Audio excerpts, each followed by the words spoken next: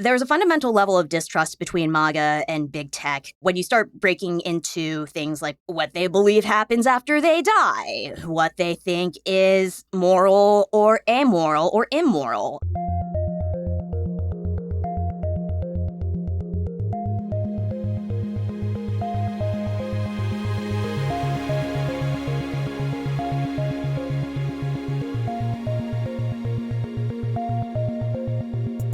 Hello and welcome to Tech Won't Save Us, made in partnership with The Nation magazine. I'm your host, Marx, and this week my guest is Tina Nguyen. Tina is a senior reporter for The Verge and the author of the MAGA Diaries, My Surreal Adventures Inside the Right Wing and How I Got Out. Tina wrote a fascinating article recently about visiting NatCon 5, the annual gathering of the powerhouses of the MAGA right wing in the United States. And I found this particularly fascinating because Tina was laying out basically how you have these people who are kind of the leaders of the MAGA movement, really dedicated people on the extreme right in the United States who, are basically laying out their vision for the country, making their arguments for what the politics of the Trump administration and of the broader country should be. Meanwhile, you have these people from the tech industry who are there, who are trying to show that they are also part of this national conservative movement. And it's clear that there is a rift, right? It's clear that these people are really not seeing eye to eye with one another. And it seems quite clearly that people in this national conservative movement are seeing the tech industry very skeptically. They don't believe that these are people who are really aligned with the values of this extreme right-wing movement. And they even see some of the technologies that these companies are creating as a threat to the broader political project that they are trying to pursue. As I was reading this in this article, I thought, I really want to learn more about what is happening here. I want to understand the political dimension of this, but also how these people are looking at the tech industry, looking at technologies like AI, and to see how that might inform how we collectively understand what is happening in American politics at the moment. This embrace of the Trump administration by so many in the tech industry, and whether that is going to pay off and sustain itself in the long term, or, whether this other movement within the political right that is really driving what MAGA is beyond Donald Trump might actually supplant them, might push them to the side, and the ways that they have already done that in some instances. So for me, this was really interesting. It was a really interesting topic that is certainly going to remain relevant at least for the next few years, if not well beyond that, right? Who knows what happens post-Trump on the American right.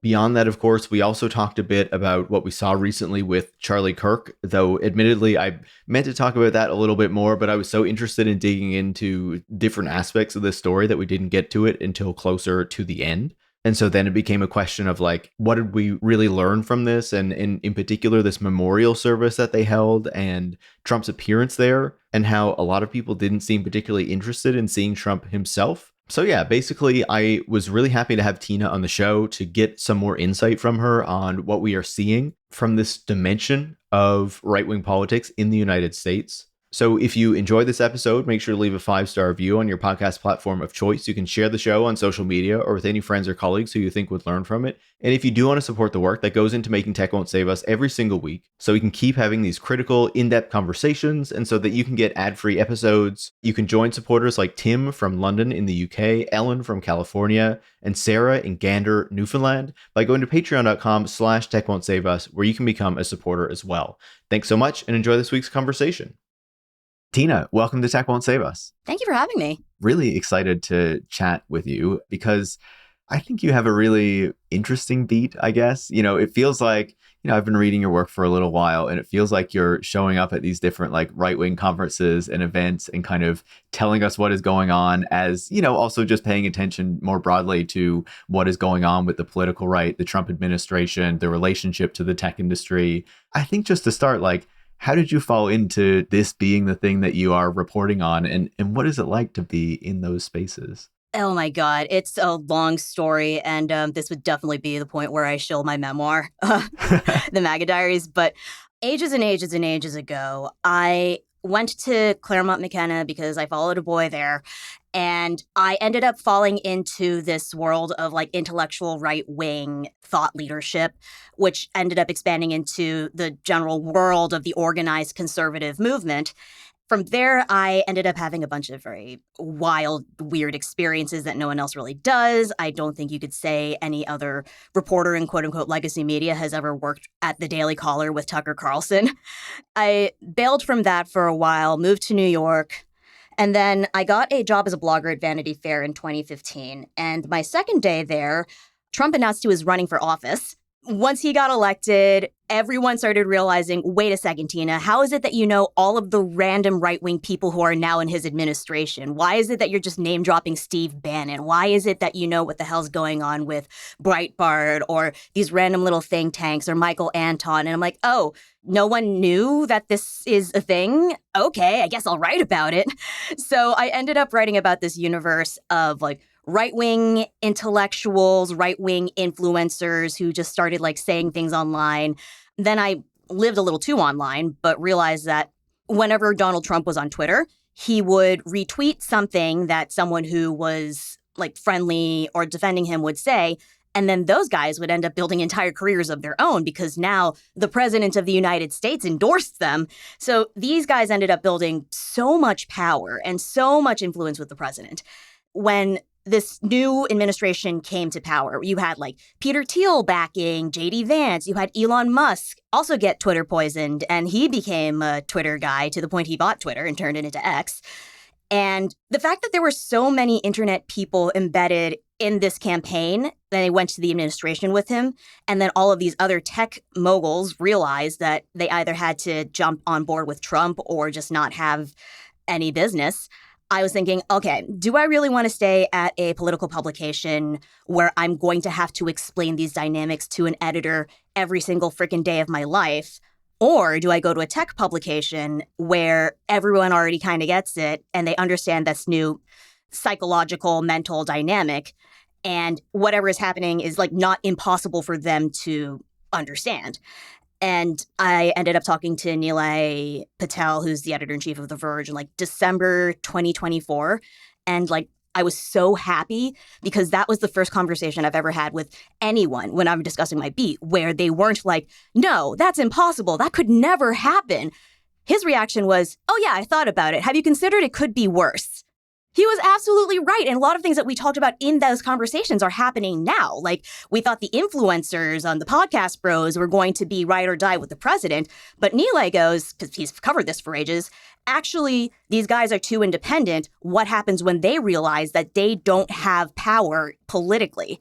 Like right now, you're seeing Joe Rogan and Theo Vaughn like revolt against Trump for the FCC decisions against Kimmel or the DHS using their podcast clips. Nilay called it ages ago. I hadn't even thought of that, but that's why I went to The Verge. And every single time I've pitched something, they're like, oh yeah, we see that. I don't have to fight to be believed anymore, which is phenomenal. People who have been watching this stuff happening online or have some degree of like understanding of it are like, okay, we need to understand more about this. This is the thing that you are and your reporting is obviously bringing to us and informing so many more of us about what is going on in this space, and something that we need to be understanding because of the way that political power is being used at the moment, the type of people who have gained it, but also, you know, the cracks and the fissures, which is one of the things that I want to talk to you about today. And before we go into this, I definitely want to like lay out the groundwork here in that, like, why is it that the MAGA woman talks about technology all the time? It's because they've talked about technology the entire time I've followed them. It wasn't just, oh my God, we're getting canceled online. Although you do see that complaint result in Section 230 stuff with canceling people for saying the wrong kind of things, using weirdo mechanisms buried in FCC minutia. But they understood really deeply that in order to have any sort of political power, they needed to harness technology to its fullest extent. They realized that you had to have a platform in the first place. You needed to build your own platforms. You needed to build your own servers. You needed to find the best ways to press people to like bend to their way, technologically speaking.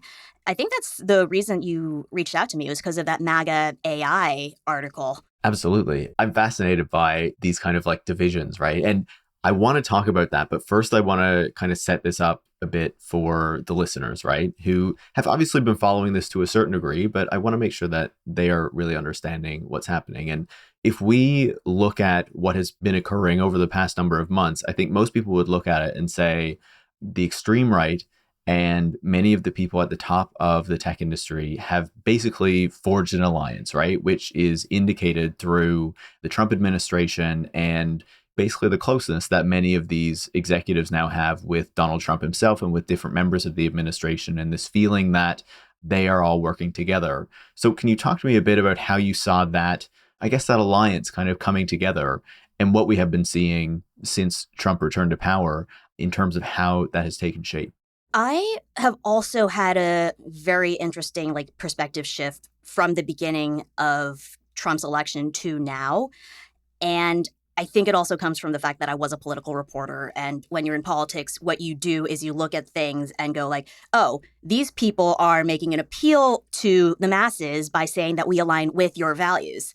And so when you see Tim Cook, Jeff Bezos, all of these titans of tech suddenly migrate to Mar-a-Lago and throw themselves at the foot of the president and go we love you, Mr. President, you're fantastic. Of course, that looked like capitulation. That looked like an ideological merging of the highest degree. And Elon, of course, being the uber tech billionaire, him throwing himself face first into being a MAGA guy, that made a lot of sense. That totally made a lot of sense.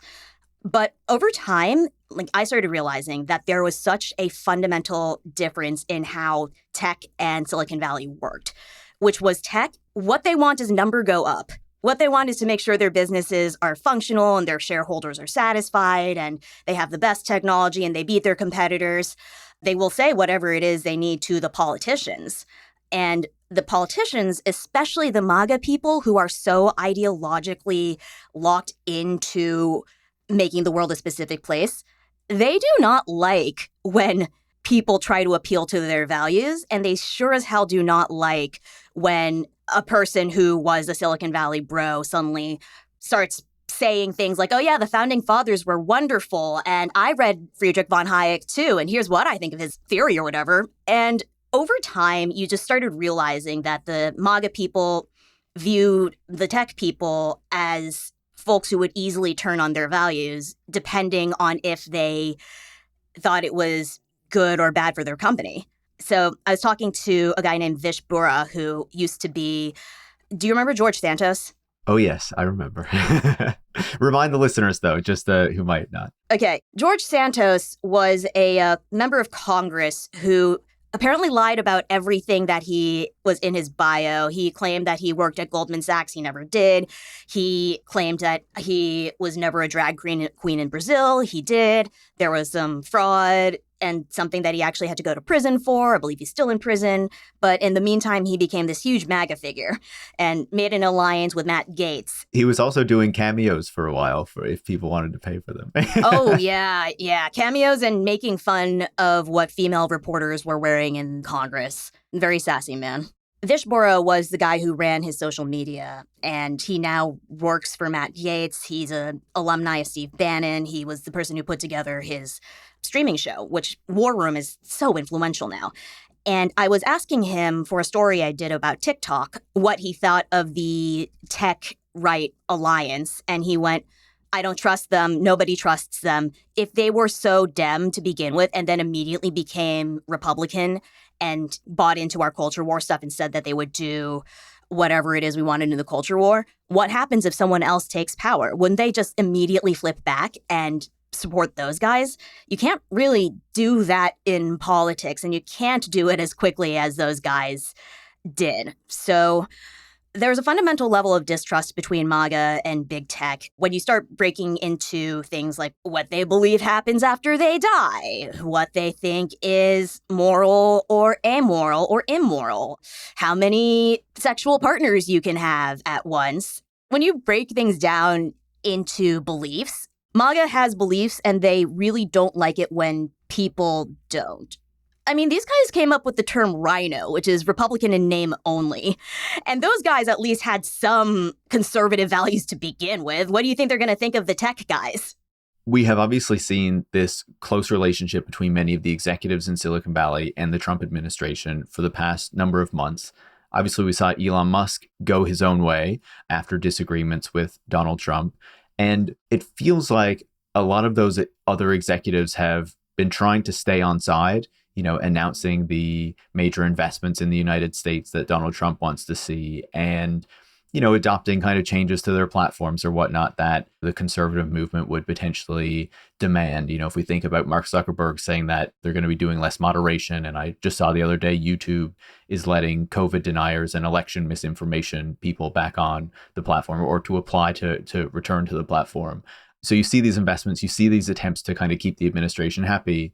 But then on the flip side, you do see increasing maybe policy disagreements, particularly on immigration and things like that. I wonder what you think of the state of that relationship between Silicon Valley and the Trump administration at the moment. Again, I think it boils down to where do you lie ideologically and how does that butt up against a company's profit motive? So it makes a lot of sense that these businesses would feel comfortable throwing money at the Trump administration, allowing him to take investments in their company, directing them where to put their money. But when it comes to the making of their money, they need overseas skilled workers to come to the U.S. to work for them. Unfortunately, that is sort of a hard line for an anti-immigration MAGA person who is like, no, no, no, no, no. The entire point of what we believe and what we started this entire MAGA thing on is there are too many immigrants coming across the border and the government's giving too many visas to them and taking jobs away from Americans. What are you doing, big tech? What are you doing? You are not playing by the rules that we believe in. And tech goes, well, we need the money. So that's an intractable problem that they cannot resolve. And once that happened, I think that was when MAGA started realizing, wait a second, I don't think big tech is actually on our side at all. I don't know. It's like the first real policy disagreement, but it's a very, very important one. So I don't know how tech would have been able to get themselves out of that one.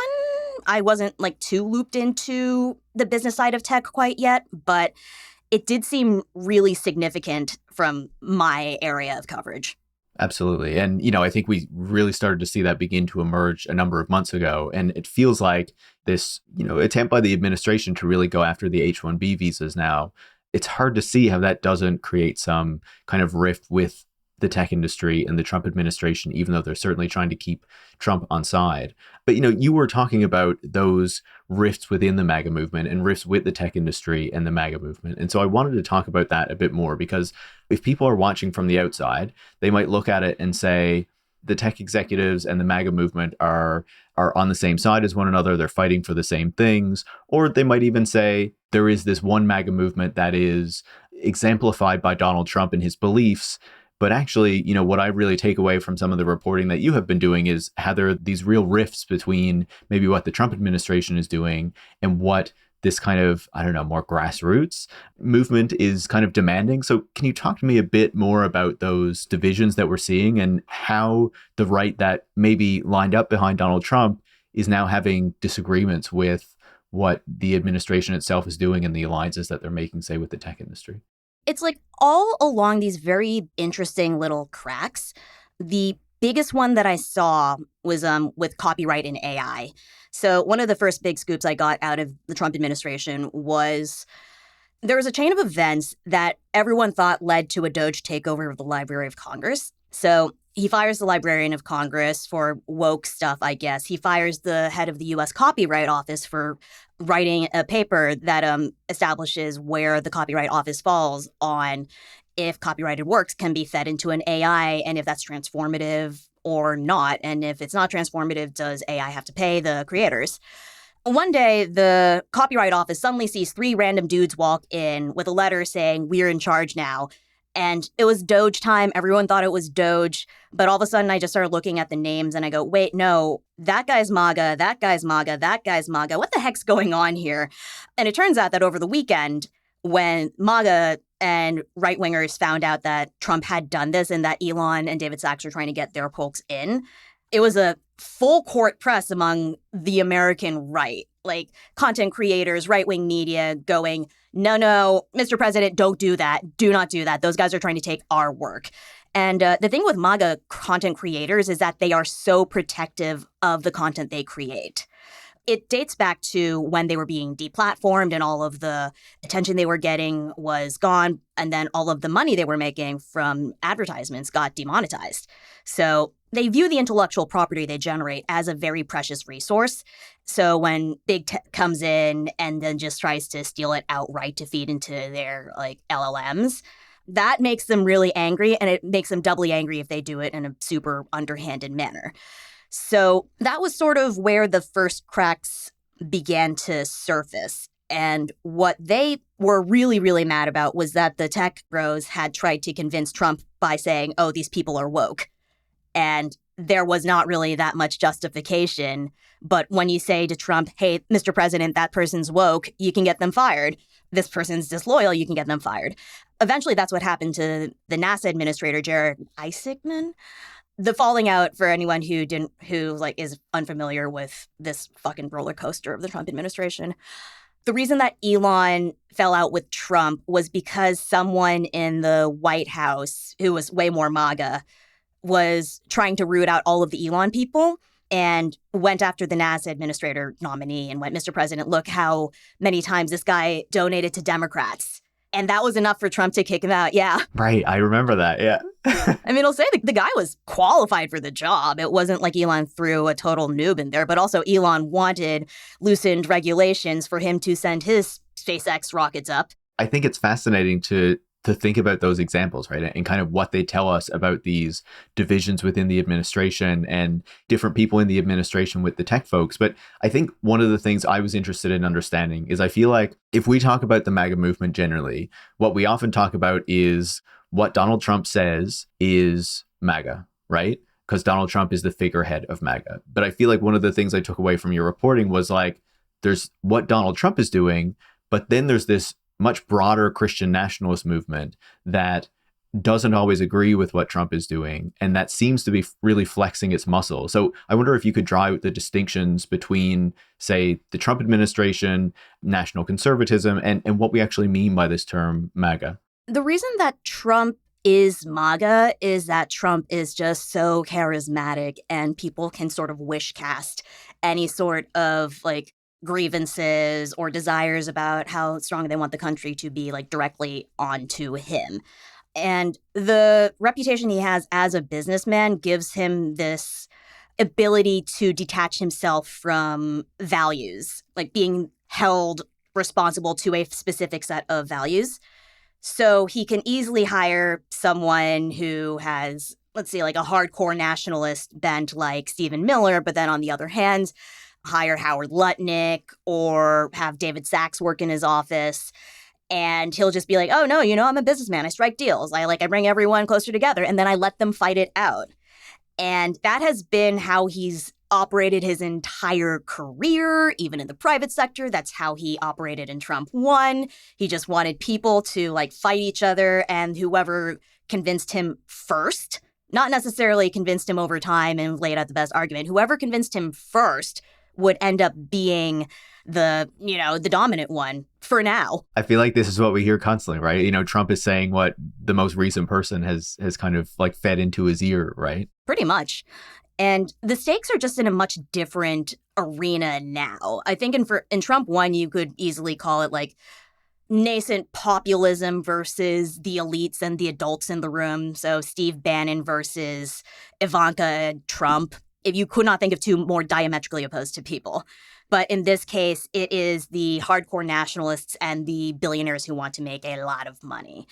And you can't really have nationalist populism in the same area as a billionaire that you want to enrich. And Trump is just sort of, he's a lame duck president at this point. Even if he tries for a third term, he's old. He can't live forever. And that movement is divided on enough ideological lines that it is pretty ripe for the taking and also ripe for, fragmentation, unless magically some other person who has all of the attributes I just gave to Donald Trump appears, and that person does not seem to exist. Yeah, we certainly haven't seen it yet. Maybe if Donald Trump spoke to Peter Thiel about teenager blood or Brian Johnson, he might find some ways to live a bit longer. I mean, who who is to say he isn't right now? He can call Right. anybody. He has the best doctors. He has the best advice. Maybe he wants to get into that little trio with Xi Jinping and Vladimir Putin, because there was that report at the recent summit where apparently they were talking about how they're trying to live a lot longer. I'm sure Trump would like some of those tips too. Any authoritarian president kind of does. How many authoritarians have their bodies preserved? Yeah, it's not uncommon, right? Yeah, exactly. I would like to dig more into this national conservative movement, though, right? Because you went to this NatCon conference in recent months where, like you said, I reached out because I read this piece and I found it really fascinating to see the ways that they were talking. And when I spoke to Naomi Klein in the past, she was telling me about the types of things that Steve Bannon was saying, which I think would align with, what you're hearing at a conference like that. But just to see how, the tech industry is saying these things to try to appeal to this national conservative movement, but they're really not buying into it and have these really deeply rooted skepticisms about the technologies that this industry is trying to sell to us effectively. So maybe just to start, what is national conservatism and who is kind of leading this movement? And then we can get into the broader approach that they have to technology and things like that. The best way I can describe the NatCons is highly nationalistic, very America first, but in a way that links it to the strength of Western civilization, quote unquote. That is a very long discussion I could go into about what counts as Western civilization. But if anyone has the time to read Michael Anton's Flight 93 and look at all of the values that he lays out as worthy of protecting, that's a pretty good summary of what is considered Western civilization. So there's a philosopher named Leo Strauss. Leo Strauss existed in the 1950s or 60s. His entire deal was you can find all of the wisdom on how to be a good human and build a good society can be found in the ancient texts from Greek philosophers, Roman philosophers. His followers really got into that. And then one group was wait, everything pre-modernity, when Machiavelli declared, actually, you don't need morals in order to run a civil society, that is sort of where the Straussians thought, okay, no, we've ended it there. Everyone's amoral now. Everyone prior to him was moral. And then another group was but wait, what if the founding fathers were actually trying to put together this moral society? And they were citing the ancients, and they were also embedding it in our government.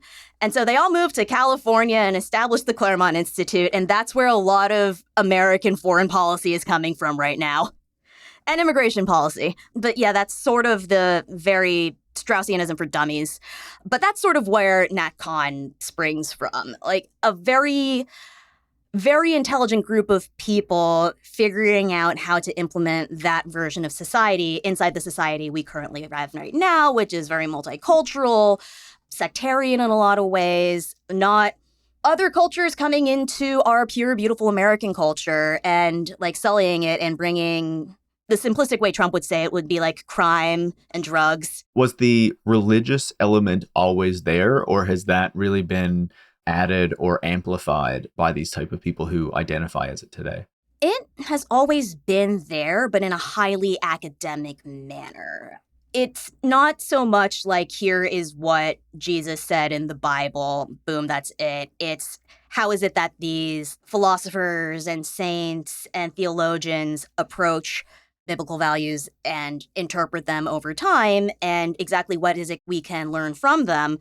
Another fun thing about Strauss is there's a really good reason you can read whatever you want into it, and that's because Strauss was the ancients had such radical ideas, but they knew that they would be persecuted if they voiced them out loud. So you have to read between the lines of what they wrote in order to understand what they actually meant. How convenient. Yeah. Yeah, Straussian reading, that's I went through a phase of that in college and was I don't know, this seems a little, this seems stretching a bit. Would I be right that in modern America, there's a big overlap between, say, this kind of national conservatism and the evangelical movement, or would I be understanding that incorrectly? The evangelical movement, and this is where my understanding of the American Christian right gets a little fuzzy. My understanding is that the evangelical movement is just like a much broader cultural, societal thing that does fragment off into very specific interpretations of what evangelicalism is.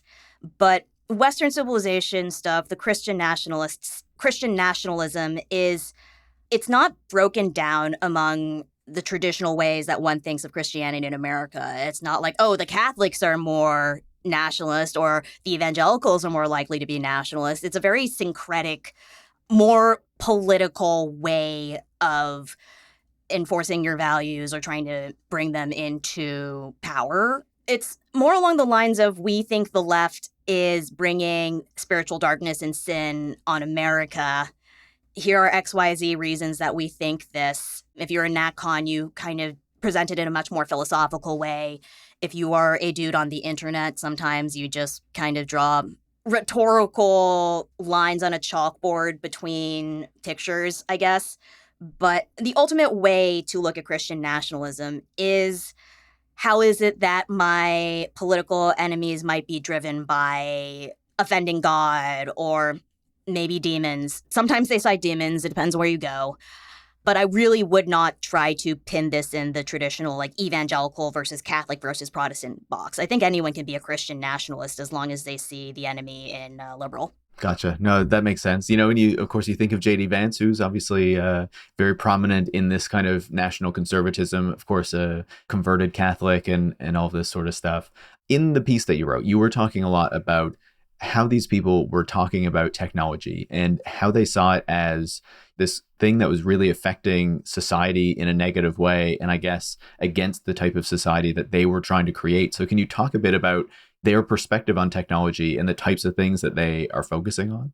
I think they were okay with technology up until the point it actually threatened their livelihoods and to take their jobs, and not just that, to like steal their content, to create a different type of content.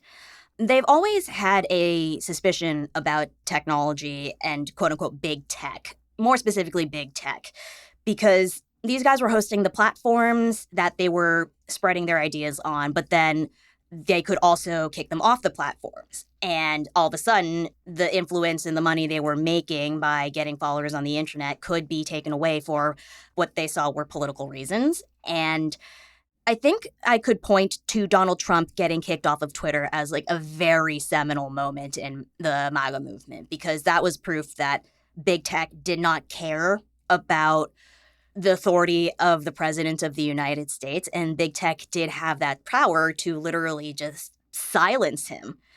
And a lot of the time between Trump leaving office and Trump coming back to office was them trying to build up this digital fortress for themselves that would not allow big tech to cancel them again.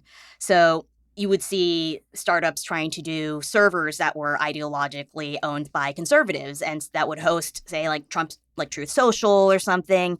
You would see Rumble commit itself to free speech. Truth Social is not necessarily a good piece of technology or a good social media network, but the more important thing is that it is a complete tech stack that Trump owns.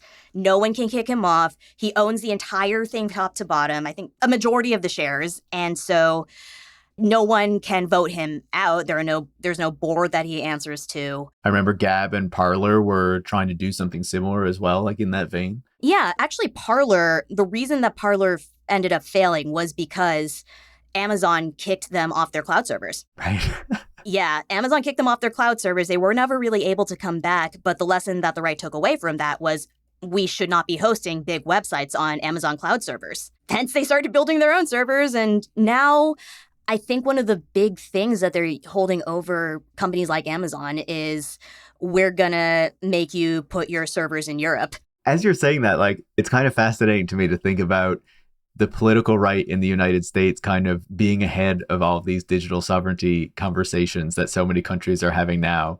They're like, it's probably pretty bad that we're relying on these servers for, in their view, companies that are like not on our side or going to allow us to echo our kind of political persuasions or whatever. And now other countries are like, man, it's probably pretty bad that like we're hosting all our stuff on these servers for, in this case, companies that are based in the US and, might not have our interests at heart or whatnot. Oh, yeah. And now I think the State Department is literally throwing, like, we could do more tariffs on you if you don't let us host the content that we want to host in your country, even though that would break your internet laws.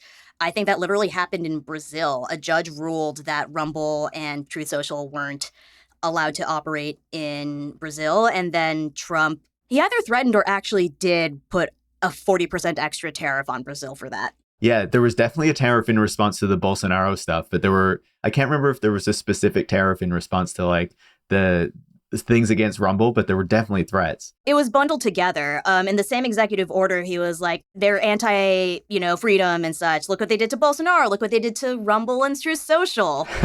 It's all sort of the same thing. But if you really go into MAGA brain, of course they would see it as the same issue. One guy had a stolen election, an election stolen from him, and his free speech is being taken away by them deplatforming a friendly platform. So spiritually, in MAGA logic, this all meshes together. Even when we're talking about that beyond this aspect of what you're talking about, I know that Steve Bannon has been going on a lot about transhumanism and, how he sees this to be absolutely abhorrent. And of course, you hear people like Sam Altman talking about how he hopes someday we'll be able to merge human and machine and all these sorts of things. They have been explicitly, as you've kind of been mentioning, going after AI. Sometimes it's AI in particular context. Sometimes it's AI generally. What do you see more broadly? I guess social media obviously is another place where they're very focused. But what are their kind of obsessions on the tech front? Weirdly, you would think it'd be monopolies, but they seem to be totally happy with letting that fly. I think if you follow what happened with ABC and Jimmy Kimmel and how the FCC used a random law to threaten a telecom that wanted to do a merger, they are willing to do a lot in the tech space in order to have their ideas preserved and spread. And that is the foremost important thing to them. So AI, they see as a possibility to replicate a human brain and then take away their sense of self, not to mention their labor. And if you are a person who's wanted to bring jobs back to America from overseas, do you really want them to be replaced by a computer or a robot? No, absolutely not. There was this one guy I spoke to who has been on an absolute tear against AI, and he said that his fear was that AI would be able to summarize all of his recent podcast appearances, and no one would go to listen to his podcast, and he would lose out on that monetization. And I think people would laugh at him because he's MAGA, but then you realize that same conversation is happening in the news industry too. I can empathize with that concern.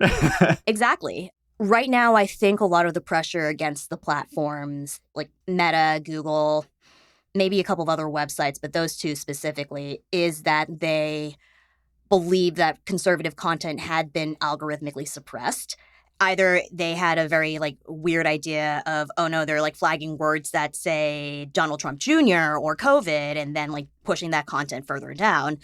And then you actually see things like COVID denialism and election denialism literally in the policy being flagged. And then this other story I wrote recently was about how 4chan and a whole bunch of other really terrible websites are suing the British Office of Communications for blocking their content. But it's also part of a much larger attempt within the MAGA movement and the Trump administration to either their content not being blocked in the EU or other countries, but also not used to enforce quote-unquote censorship laws against them in the United States. Apparently during the Biden administration, a lot of these websites that were putting up content that Biden found objectionable, they found that those requests were being routed through the EU and they were suddenly found in violation of the EU's laws. But the Biden administration really could have stepped in at any point and go, actually, no, their right to say these things is protected under the First Amendment. The Biden administration did not. And so what they came to believe was that the Biden administration was doing censorship by proxy via the EU. So, now that they're in control, they are running to the EU and the UK and going no, you can't push your laws against us, but also we are allowed to operate in your country. That's being hashed out in a very vocal manner right now between several countries in the US. I hopefully will have more reporting on that soon. I look forward to reading it. But yeah, what you're describing there is really interesting because we can look at this through the dimension of like, obviously the tech companies want to go after these laws because they don't want to be held to account for certain things, and they don't want to have to worry about certain types of moderation or changing the way that their platforms work to say to comply with EU regulations or anything like that. But it's interesting then to look at that other dimension of it and like think that, okay, there's this right wing alliance that can be formed there because they also don't want to see whatever they're posting be subject to these EU enforcement measures as well, because people in the EU would be seeing it too, right? I hadn't thought about it through that kind of lens before. I think that's really fascinating. Yeah, I mean, that's why you saw the Trump administration and Apple work pretty decently hand in hand over the encryption laws in the UK. They both had a pretty vested interest in making sure that that happened, and they were successful. So it's just a matter of exactly how long that specific alliance lasts and whether they can push it on the rest of the world. But then when you come back to the United States is where things get a little hairy. There was one more piece of that I found really interesting, and then I want to move on to something else. But you mentioned that even when these arguments were made that, say, the United States needed to, lead on AI because it needed to beat China, or lead on these other technologies because it needed to beat China, that many of these kind of national conservatives were not really interested in that argument. It seemed like they were more interested in what was happening in the US rather than, its kind of broader relations with other countries and whether they were leading or anything like that. I think they believe that AI itself is a big threat, and the way that AI companies have gone full bore in trying to develop as quickly as possible is a much bigger threat. And so when they see AI companies wanting to move as quickly as they do, and that the justification is because it's China, they are not buying that at all. And the AI industry has done very little to engender that sort of trust with them either. This is roughly the most MAGA thing ever. So were you following the AI moratorium vote in Congress at all? Yep, absolutely. When that was happening, that obviously flew in the face of states' rights, which is the most MAGA thing ever. We don't want federal government telling us what to do. And just to be clear for listeners, this was the attempt to put a 10-year moratorium on AI regulations by states, right? It's a 10-year moratorium on states passing their own AI laws. And if they did, it seemed as if a lot of rural broadband money would be taken away from those states, which I spoke to Steve Bannon about it, and he went, that's the fucking cruelest thing you could do. So the MAGA universe made this massive push behind the scenes in order to get that specific bill killed, because AI developed very quickly to the general public. 2 years ago, I don't think anyone really cared about it, and now it's ruining people's lives, ruining marriages, convincing children to kill themselves. It happens so fast. So naturally, of course, states want to regulate it as quickly as possible. And Congress will not get its act together because that's just a thing they can't do. But the fact that the AI industry was all right, no, here's the solution. No one gets to have any laws. That really alarmed MAGA proponents. And then it also just continued adding to this belief that the tech bros who want to implement AI and build it and develop it as quickly as possible are doing something that is fundamentally harmful to humanity. The most insane thing I heard over that weekend was this guy who said that AI devs want to... There's general intelligence, and then the one above that is superintelligence? Yeah, something like that. Yeah, they're trying to develop AI superintelligence and bring about the sand god. That's what they call it. And we need to persecute all the AI developers now and call them apostates to our faith, traitors to our species, villains to our children, something like that. I mean, if you think about exactly how fast AI has been ruining people's lives and marriages and communities and ability to talk to each other, yeah, I would freak out over that too. And if I were MAGA, I would totally go after big tech as hard as they're doing right now. Totally. And I am also very angry at the AI companies for allowing so many of those things to happen. So I can see how that would also be an appealing pitch to people, right? If say Steve Bannon or someone is going out and saying, look at all the harms that are coming from these AI companies, we need to go after them. If I wasn't thinking a whole lot about politics or these broader movements or whatever, I would probably think Yeah, I agree with that.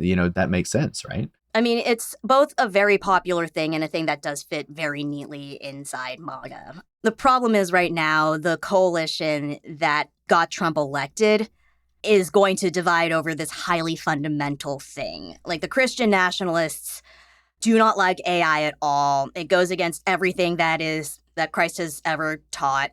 The tech bros really need Trump to lift these regulations so they can develop as quickly as possible.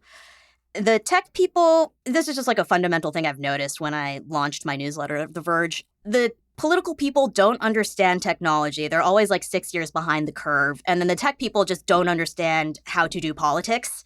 So it's been very dramatic. It's been really angry people trying to undermine people who really want to undermine them. But the people who want to undermine them are just wait, no, we just don't know how to talk to anybody in town. I talked to a lobbyist once who had these new tech clients, and he was like, yeah, they don't know how to wear suits, and I had to teach them how to talk to senators. And these were very, very powerful people. And I was like, oh, that's so bad. This is a tailor. We're going to get you set up with some formal clothes so you can walk the halls of power and actually look the right way. You're talking about those divisions, right? Those splits between the Christian nationalism, the MAGA, and the tech folks. But I was also really struck, obviously for the past few weeks, the murder of Charlie Kirk has been everywhere and there's been a lot said about it. But when I read your piece, and I was even thinking this, I obviously didn't watch the big funeral service that they put on or anything like that, but I was struck in the reporting how Charlie Kirk's wife kind of came out and said that she forgave the shooter and all this kind of stuff, really kind of aligning with Christian traditions, Christian values, right? Traditional ones. And then to see Trump come out and, have his big fireworks display and do his usual kind of shtick about how, he has all these enemies and all these kinds of things, and explicitly saying that, I believe he didn't agree with Charlie Kirk's wife and saying that she was forgiving and all that kind of stuff. What did that tell you, experiencing that, watching that? What did that tell you about the current relationship that, say, this hardcore MAGA movement, these national conservatives have with Donald Trump himself, this figure that we associate with representing their political project? It's very tenuous, I think. And the fact that it's still together is because Donald Trump himself is keeping it together. I will say about the fireworks, Turning Point USA had the fireworks for everybody. It wasn't just Trump. Okay, my bad. Sorry. That was what I saw online. People were like, oh my God, it's so gross they're using fire. Okay, my bad on that one. No, they're incapable of ever throwing an event that had no pyrotechnics. Okay. Every event they have has pyrotechnics. I like pyrotechnics. So yeah, exactly. That's why they're so successful. But what really stood out to me was not that Trump said that and that it was immediately after Erica. It was that the moment he started talking, people started leaving. This is the biggest crowd I'd ever seen for anything MAGA coded in my life. I have been to so many events. I've never seen Trump fill an NFL stadium. I don't know if he's capable of filling an NFL stadium. I think 100,000 people came to Phoenix for this. And Erica was the apogee of that moment, and it was so deeply religious. It was like a traditional Christian revival to a sense. The moment that Trump started speaking, people were headed to the exits. And by the time he was done, I think half of the crowd was gone. And one would think, if you weren't in that room, you would think everyone's listening to this guy. He's totally wrapped. Everything was just so intense and insane. But one, people who voted MAGA know what Trump's about to say. They understand this shtick. You will actually see events that Trump speaks at where people just get up and leave early to traffic is insane. But three, it was clear they didn't care specifically for his message. They were there to experience a religious moment. And once Trump came in with his, I don't forgive anyone and I hate my opponent, that's the most un-Jesus thing you could possibly say in your life. Yeah, they don't want to stick around for that. They'd rather beat traffic. So the moment I saw that dynamic play out, I was like, oh, okay, the air has just gone out of the room. I thought theocracy was imminent and that it was going to look like MAGA. But they don't care that much about what Donald Trump has to say anymore, and they are not glued to him as much as they used to be. They were just there to experience this deeply religious moment. And if Erica had not gone last, would they have stayed for J.D. Vance, Don Jr., Stephen Miller, any of these people? I truly do not know that. That at least showed me that the Christian nationalists for sure, but the religious right overall will not necessarily, they were not going to ally immediately with whoever comes next, or whoever does come next has to fight really strongly for them. But in fighting for that audience so strongly, they risk alienating a totally different audience. One of the funniest things I saw on the internet right after that was, I think, Dave Portnoy from Barstool Sports tweeting about all of the football that was happening that weekend. And his replies were filled with, "Why aren't you watching Charlie Kirk's memorial? Why aren't you doing this, Dave Portnoy?" Portnoy did say that it was really terrible what happened to Charlie. That shouldn't have happened. But football was also happening, and he didn't rend his garments and watch 4 hours of a religious service for Charlie Kirk. So would he do that for another guy who said that you had to do that? I don't think so. I think a lot of Americans wouldn't do that. It was a really good football day. This is why I was interested in that like connection between religion and that kind of like national conservative movement, the MAGA movement, right? Because especially where you described what happened with all these people coming together as kind of like a pilgrimage, right? Like all these people wanting to be there for this service, for this big event that seemed kind of major in this particular religious right-wing community, right? That they wanted to be a part of. You were talking about how a lot of them left before Trump. Maybe it's going to be difficult for somebody else to kind of channel this. Like, do you think JD Vance is someone who is closer to that? He obviously has a lot of ties with the tech industry, but also seems to want to position himself as more religious, as more tied into this more right-wing movement. Yeah, I don't know if you have any thoughts on that dimension of it. I think he is fairly religious. I don't think you become like that hardcore of a Catholic and not experience any sort of attachment or deep religious faith. The issue, though, is that how does he maintain ties with his tech backers and his tech community? Is the tech community starting to get more religious? But is their religiosity something that is incompatible with the MAGA movement's religiosity? Did you have a chance to read that the report about Peter Thiel believing in the Antichrist? Yeah, absolutely. I've read some of it. I know he still has a couple lectures to go at the time that we're talking. Yeah. I mean, if you go along with, oh no, the Antichrist is coming, yeah, you would think that slots directly into an alliance with JD Vance. And then you start realizing that like the very specific way he thinks that the Antichrist is coming to Earth is that technological development in science and artificial intelligence are developing so rapidly that it could bring about Armageddon. The Antichrist will come in and promise safety from Armageddon. The Antichrist could be a one world government that imposes regulations on AI and technological advancement. Maybe, maybe the United States is that one world government right now. It's basically a hegemon, right? So, once you start getting into the nitty-gritty of exactly how this religiosity is playing out, if you're a MAGA person who doesn't want AI and technology to advance any faster, you're not going to believe the guy who says the Antichrist will be people who don't want things to happen faster. Totally. Yeah. I thought it was wild when I read many of his interpretations, but that aspect of it as well. And as you say, that doesn't align at all with this more right-wing MAGA movement that we've been discussing. I have one quick thing and then a final question for you, which is I was really fascinated in one of the stories that you wrote that apparently they were really on Elon Musk's side and thought that he was one of theirs until the Grok chatbot started having its own kind of porn avatars and stuff. And then they were done with him. Am I understanding that right? Yeah, pretty much. At a certain point, if you are the type of person who is worried about drag queens in libraries and RuPaul on TV and Kendrick Lamar doing Black Panther stuff during the Super Bowl, you're not going to like a guy who invents an AI that makes porn. That's just beyond the pale. So it was a fairly immediate ah, hell no moment. And I don't know if there's really a way for him to win people's trust back on that. I think he's not even just because it would be logically incapable or rhetorically incapable. I just don't think Elon Musk is wired to think in that dimension.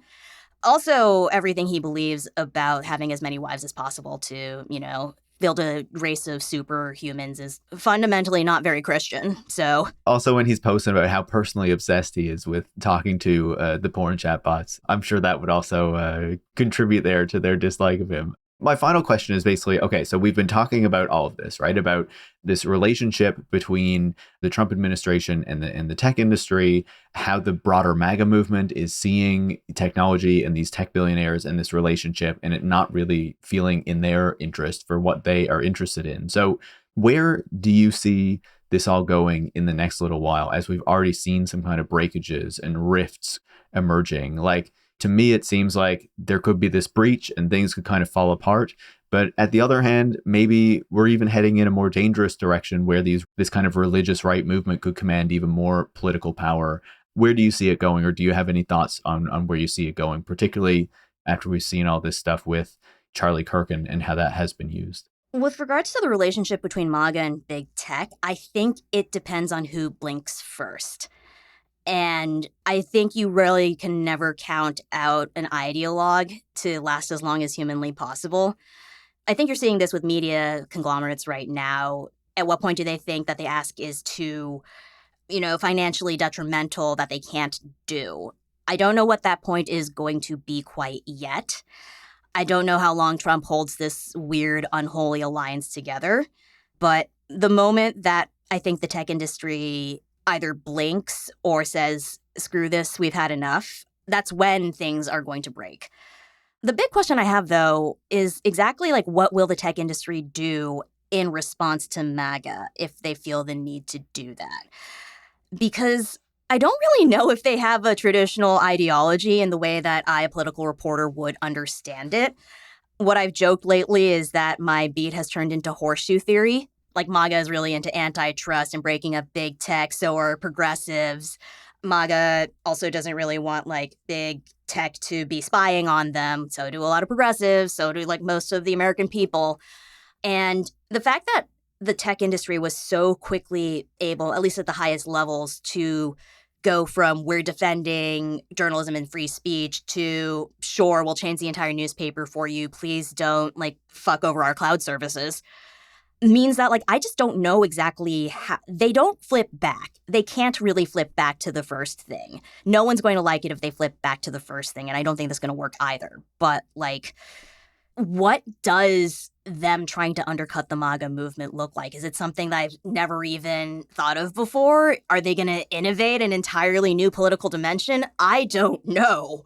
And it's bothering me so much. I think Elon Musk's America Party is just going to be the way forward. Well, I mean, if he can focus enough to actually get that off the ground, and I don't think he can.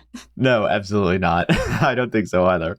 Tina, it's a wild subject matter. I think that we're in just a wild political moment, trying to watch this all play out, figure out where it's going. Every single day seems to bring new surprises. And as you were saying earlier, there's just so much going on with the Trump administration that you never know which kind of direction it's going to take. But I still think it's important for us to understand these relationships, these fissures, these breaches, because that informs the way that we're going to have to respond to and try to see what is happening in this moment. So I really appreciate you taking the time to come on the show to inform us about what you have been seeing out in the trenches in these kind of national conservative movements and things like that. Thanks so much for taking the time. I appreciate it. This was really fun. Thanks again. Tina Nguyen is a senior reporter for The Verge and the author of the MAGA Diaries. Tech Won't Save Us is made in partnership with The Nation magazine and is hosted by me, Paris Marx. Production is by Kyla Hewson. Tech Won't Save Us relies on the support of listeners like you to keep providing critical perspectives on the tech industry. You can join hundreds of other supporters by going to patreon.com/techwon'tsave us and making a pledge of your own. Thanks for listening, and make sure to come back next week.